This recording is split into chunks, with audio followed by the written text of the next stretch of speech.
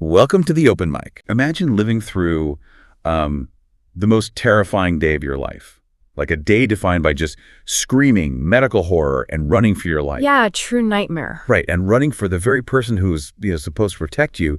The terror just escalates to this agonizing crescendo, and then nothing. Just a blank slate. Exactly. Your brain, in this desperate last-ditch act of biological self-defense, it simply hits delete on the ending. Which is fascinating, neurologically speaking. It really is. You survive, but the climax of your own nightmare is permanently locked away in this, neurological vault. So today, we are doing a deep dive into the terrifying phenomenon of trauma-induced amnesia. And we're also looking at the normalization of domestic terror. Yeah, and the chilling mechanisms our minds use to just keep us functioning when our reality completely shatters. We are dissecting a singular, incredibly dense piece of source material today. And it's not what you might expect. Right, it's not from a textbook. No, we aren't looking at a psychiatric journal or a case study. We have this short, anonymous, first-person narrative that was posted on Reddit. Which is wild, right? It is. And in just, a few hundred words, this anonymous writer, who was 15 at the time of these events, she manages to map out the entire architecture of a collapsing family system.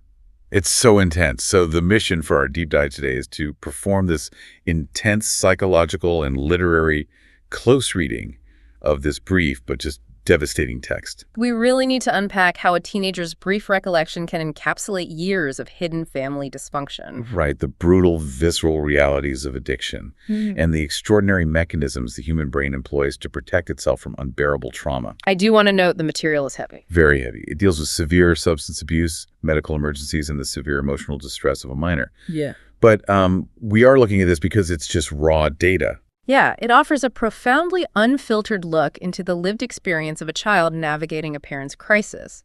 It forces us to look at the collateral damage of addiction without any clinical sterilization. You're right there with her. Exactly. But before we trace the timeline of what actually happens to this young girl, I want to frame this around the concept of memory for you. Okay.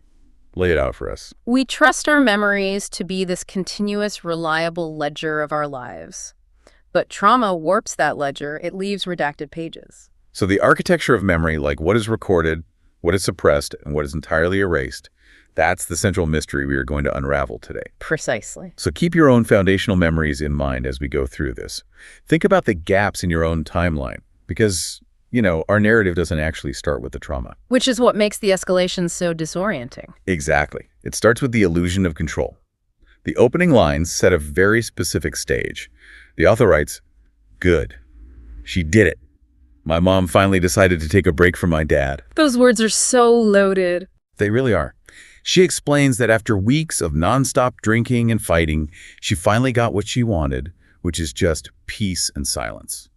We really need to analyze the profound exhaustion implied in those 4 words. Good. She did it. Yeah, because it doesn't sound like a kid talking. Not at all. This is a 15-year-old speaking, but the cadence is entirely wrong for an adolescent. This isn't a child expressing sadness over a family fracture. No, it sounds like an overwhelmed project manager who has finally managed to coerce a deeply incompetent subordinate into just doing their job. That's a perfect way to describe it. The child has been waiting agonizingly for the adults to act like adults. Okay, let's unpack this. Because she follows up that sentiment with this razor-sharp observation. She says, "My mom says she stays for me and my brother, but if it was for us, then she would leave him." That's incredible insight for a 15-year-old. Right. I look at this mother and I see pure cowardice masquerading as sacrifice. The mother is basically using her own children as human shields against her fear of change. The psychological self-deception of the mother is a cornerstone of codependent family systems. How so? Well, leaving a deeply toxic, addiction-riddled relationship is objectively dangerous, and it's logistically terrifying. It threatens the known status quo, however miserable that status quo is. Yeah, the devil you know. Exactly. For this mother, the prospect of untangling her life, facing the financial cliff of single parenthood, the social stigma, and just the sheer terror of the unknown, it's paralyzing. But she can't admit that. No, because acknowledging that paralysis shatters the ego, it is psychologically agonizing to look in the mirror and admit, I am too terrified to leave. So she rewrites the narrative. She has to. It's like a pilot flying a burning plane, right? The cabin is filling with thick black smoke, the engines are actively failing, and the pilot refuses to deploy the emergency parachute. Because they claim the passengers prefer the comfort of their assigned seats? Yes, it's an absurd, fatal logic. And the 15-year-old sees straight through the smoke. She knows the environment is a daily, active threat to her nervous system. Which introduces the clinical concept of the parentified child. Oh, right. Let's talk about that. The 15-year-old is craving peace and silence because her nervous system has likely been trapped in a state of chronic hyperarousal for years. Just constantly on edge. Right. When the adults in an environment are erratic, the child is forced into the role of the emotional regulator. The child absorbs the ambient anxiety of the household. So you have to manage the vibe of the whole room. Exactly.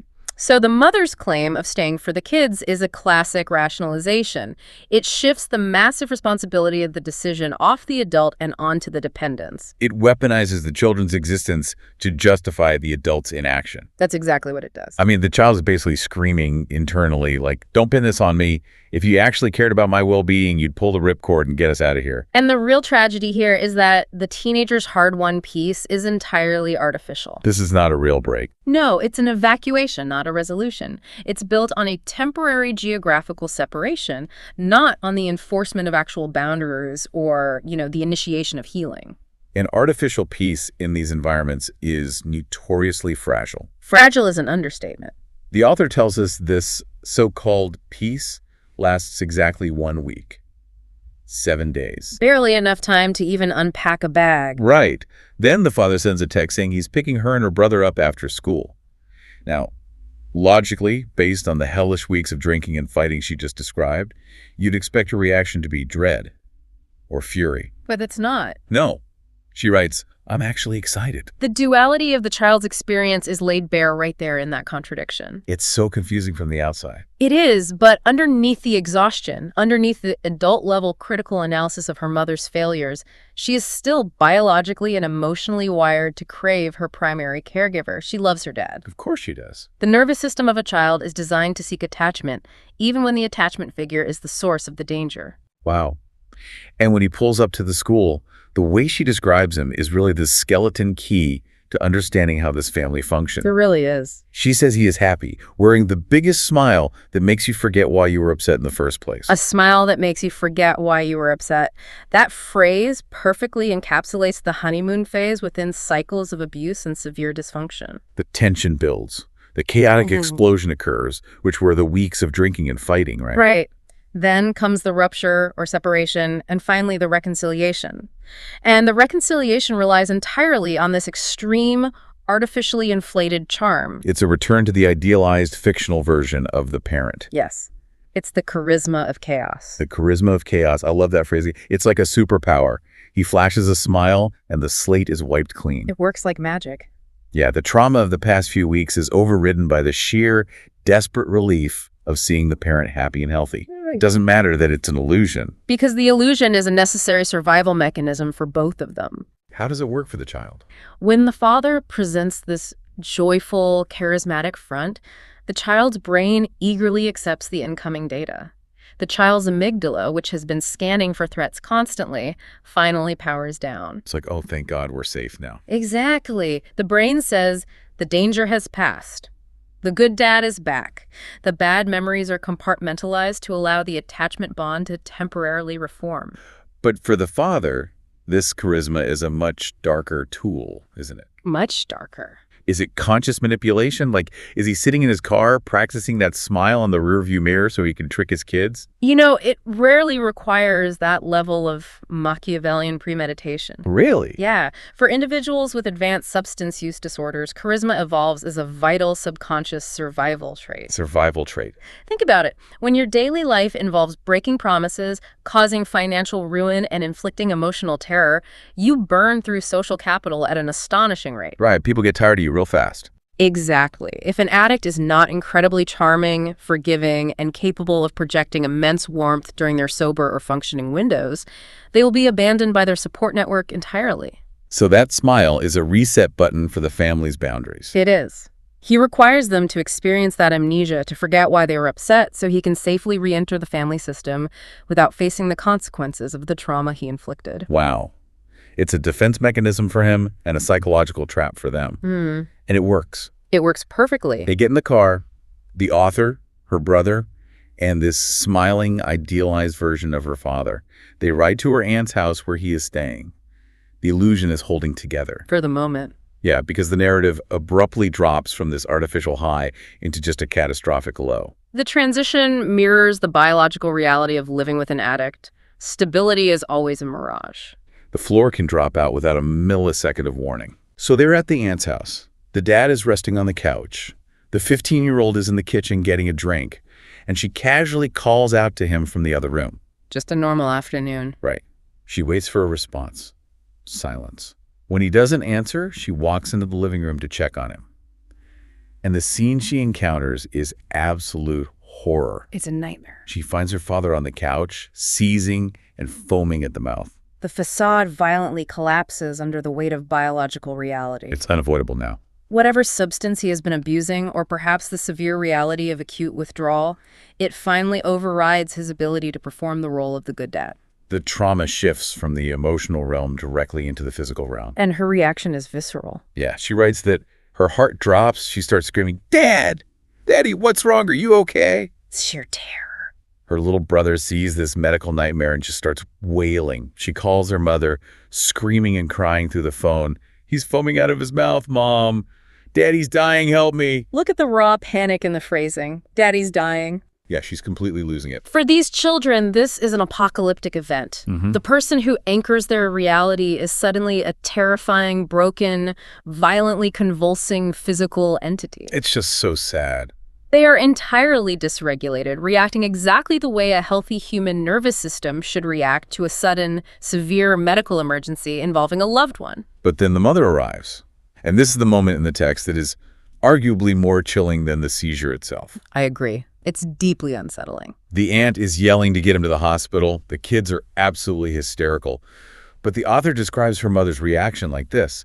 "My mom's scared, but weirdly calm, and says he's fine. It's just his typical behavior." Just his typical behavior. The implications of those 5 words are staggering. They blow the lid off the unwritten, hidden history of this household. Completely. So what does this all mean? I want to push back on the idea of this mother being a victim here. I look at her reaction to a man foaming at the mouth, calling it typical, and I see someone who has just stopped caring entirely. It definitely looks like pure apathy. Right. How can a seizure be typical? It looks like apathy from the outside, but clinically we are likely looking at profound chronic dissociation. Oh, interesting. Let's unpack the medical reality first. A seizure with foaming at the mouth is a severe neurological event. It's not a normal Tuesday. No.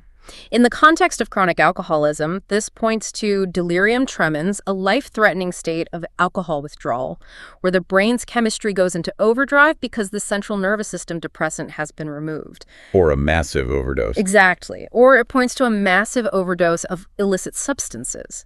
For the mother to classify a severe neurological crisis as typical reveals a long, deeply concealed timeline of severe substance abuse. Meaning the children were actively shielded from the worst of it. Yes. They saw the screaming matches, they saw the hangovers, but they had never witnessed the acute, life-and-death medical horror of his addiction. The father's demons were kept behind a closed bedroom door until the door finally gave way. But regarding the mother's weirdly calm demeanor, when a human nervous system is repeatedly exposed to a traumatic stimulus like finding your spouse half dead, convulsing on the floor, it eventually cannot sustain the acute panic response. You just run out of adrenaline. Precisely. The physiological toll of a massive adrenaline dump every single time is unsustainable. The brain adapts through learned helplessness and dissociation. She numbs out. She isn't calm because she is relaxed. She is calm because she has emotionally checked out of the crisis to survive it. She has normalized the terror. She looks at the dying man and sees a chore. That's exactly it. But the author notes how this calmness affects her. She writes, "I'm so mad at her, how can you be so calm?" This goes beyond just being annoyed, right? Yeah. This is a profound betrayal of the child's reality. It is a massive failure of attunement. What does that mean? When a child is terrified, they instinctively look to their primary caregiver to validate that terror and to organize a response to the threat. Like, am I crazy for freaking out? Exactly. When the caregiver looks at the exact same horrifying stimulus and fails to match the child's emotional urgency, It gaslights the child's reality. The child feels insane. The mother's dissociation forces the child to carry the panic all by herself. It's a chilling dynamic. It forces the aunt to be the one to break the normalization. Right, because the aunt isn't numb to this. She demands they get him to the hospital, and this shifts the entire crisis. It takes this deeply private, normalized family shame and thrusts it into the public medical arena. And the transition from the private living room to the public hospital is the catalyst for the violent climax of the story. Because the hospital represents an environment of objective, undeniable truth. You can't lie to the machines. No, you can gaslight a spouse, you can charm a 15-year-old, you cannot charm an EKG machine, and you cannot manipulate a blood panel. The author specifically notes that this takes place in a small town I grew up in. She waits outside the room for hours. Finally, she goes in to check on him. And what happens? The medical staff explains they're going to start an IV. And surprisingly, the father complies. He allows the nurses to put the needle in his arm. The compliance is a crucial detail here. In that moment, he's willing to play the role of the patient. And an IV is a one-way street. Right, it's just going in. Exactly. Yeah. The hospital is putting something into him, saline, anti-seizure medication, vitamins. It is medical assistance without consequence. It does not threaten his secrets. But then the nurses mention the next step. They need to do a blood test for drugs. And here's where it gets really interesting. A pivot point. Because the father's demeanor shifts instantly and violently. The millisecond they want to take something out of him, a sample that will expose the objective truth of his addiction, he just snaps. The mention of the drug test is the axis on which the father's entire identity rotates. In a microsecond, the hospital ceases to be a place of healing. It becomes a trap. It becomes an interrogation room. Up until that sentence was spoken, he was a sick father surrounded by a concerned family. The moment the blood test is mentioned, he ceases to be a father, and he ceases to be a patient. He becomes a cornered animal. Yes. Let's factor in the claustrophobia of the small town detail, too. The fear of that blood test isn't just about a doctor scolding him. It's about total exposure. In a town where everyone knows everyone, a positive drug panel is a social death sentence. It's a legal issue. It's a gossip wildfire. It is the complete public annihilation of that charming, smiling facade he uses to survive. The stakes, as his diseased brain perceives them, are existential. Life or death. Exactly. Addiction fundamentally hijacks the limbic system, the part of the brain responsible for basic survival instincts, threat detection, and emotional regulation. So logic goes out the window. Completely. His amygdala perceives the exposure of his drug use as a threat equivalent to physical death. And when an organism perceives a mortal threat, the fight-or-flight response takes total command. He just has to get out. Higher-order cognitive functions, logic, morality, social norms, and profoundly parental love are completely bypassed. His prefrontal cortex goes dark. And the physical manifestation of that fight-or-flight response is literal nightmare fuel. The author writes that to escape the drug test, he violently rips his IV out of his arm. That's horrifying. She describes blood gushing everywhere.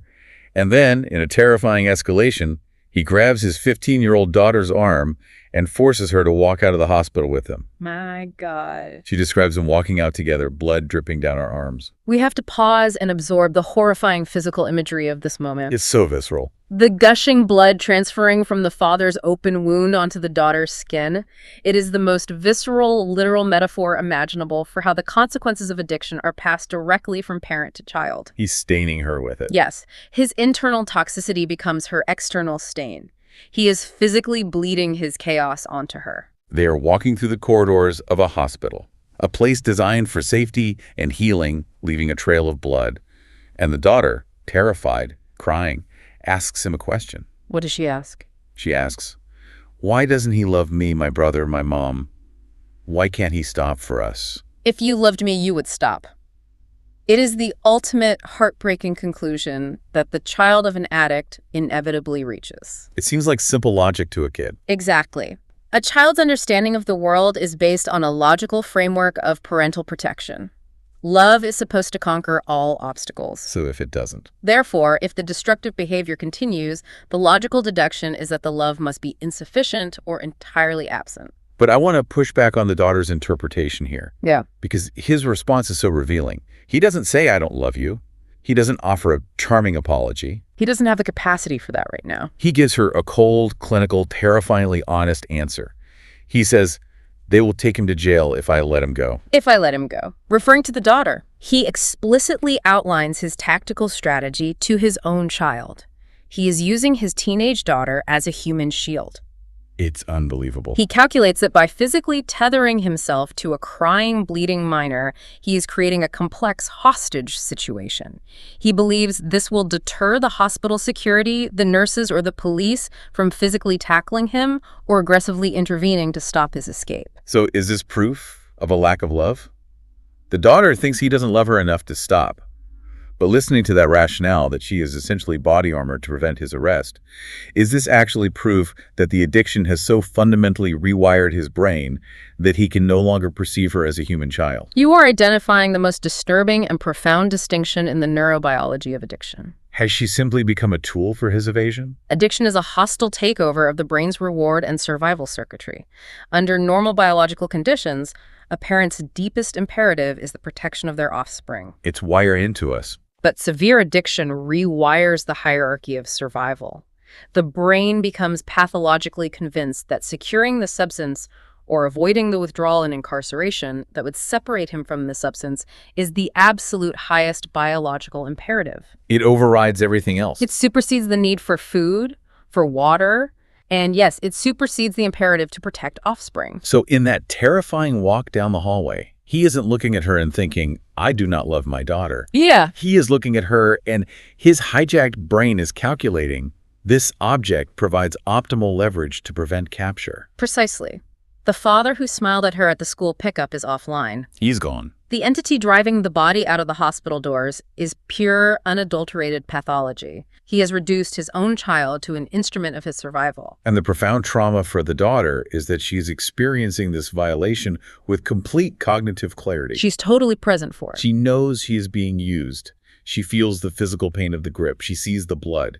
She is acutely aware of the betrayal. It is a total annihilation of the parent-child contract. And this escape leads to a surreal, haunting procession through the small town. They leave the hospital grounds. They're walking down the street, the bleeding man holding his teenage daughter hostage. The author notes they just walk and walk. It transforms into a dark pilgrimage, a march entirely divorced from reality. And trailing behind them, creeping slowly down the street, is the mother and the brother in their car. The mother is screaming from the driver's seat for him to let the daughter go. Just an unbelievable scene. Picture the cinematic absurdity and horror of this.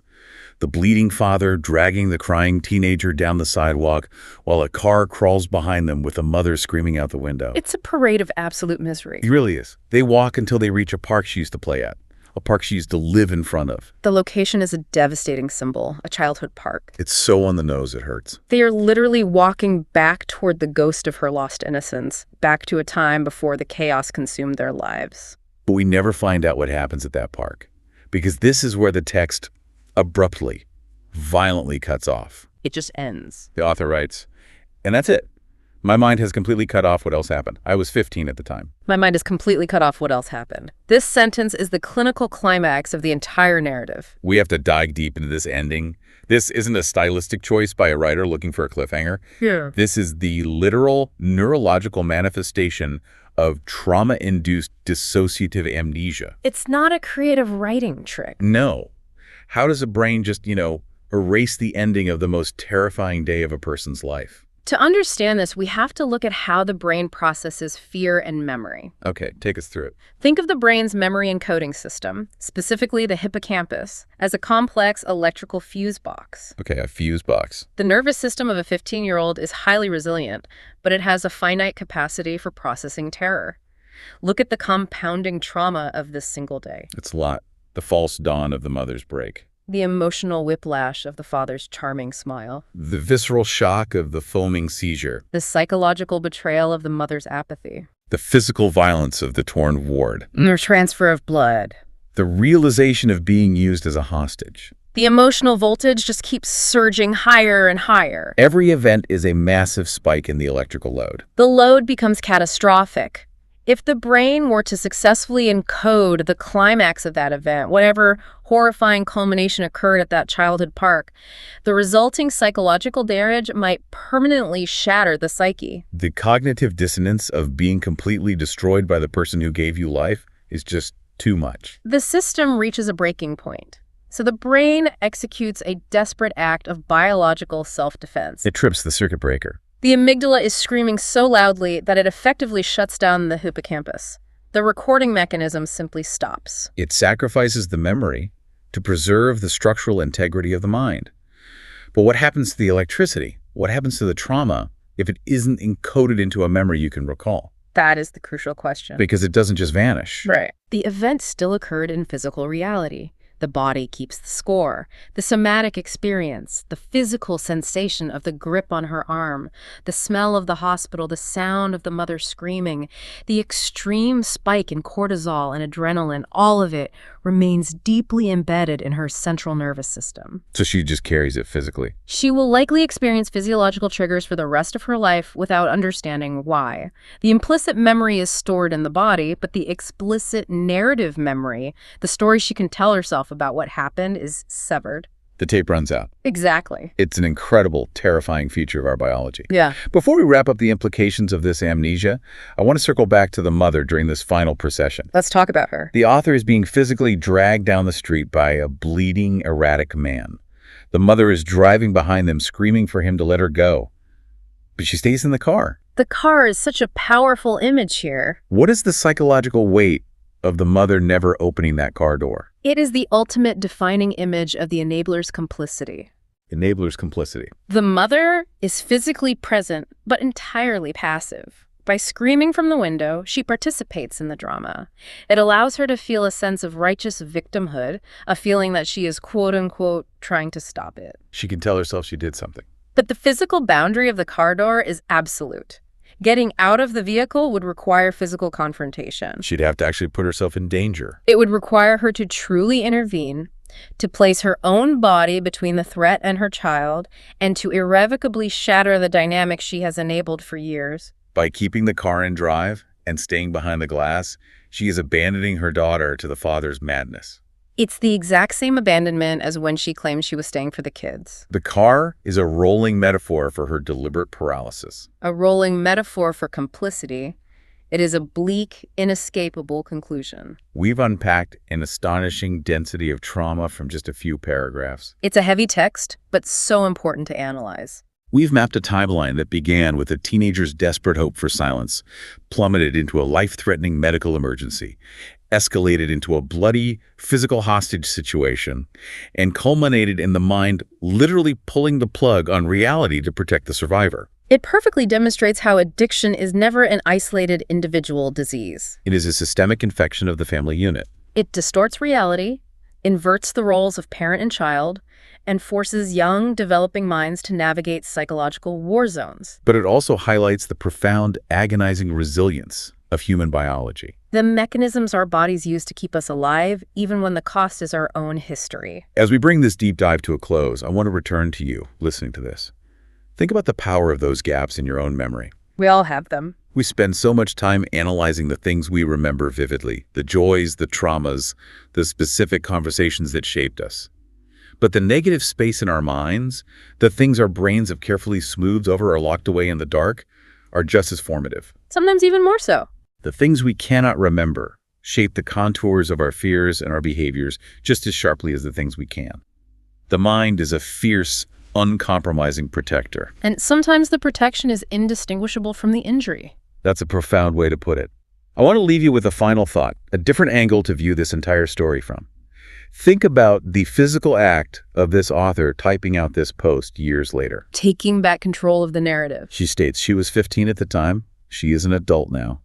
If her brain's ultimate, desperate act of protection was to erase the ending of that horrific day, what does it mean that this adult survivor is now deliberately reaching back into the dark? It's a huge step. She is choosing to take the fragment. She does have the bloody, terrifying, unresolved lead-up, and she is intentionally sharing it with strangers on the internet. It represents a fascinating shift in psychological agency. By writing it down, by venting this incomplete, jagged memory into the world, isn't she finally doing exactly what her mother failed to do? Stepping out of the car, so to speak. Exactly. Isn't the very act of writing this story, of refusing to keep the family secret anymore, the first step in finally truly taking her arm back from her father's grip?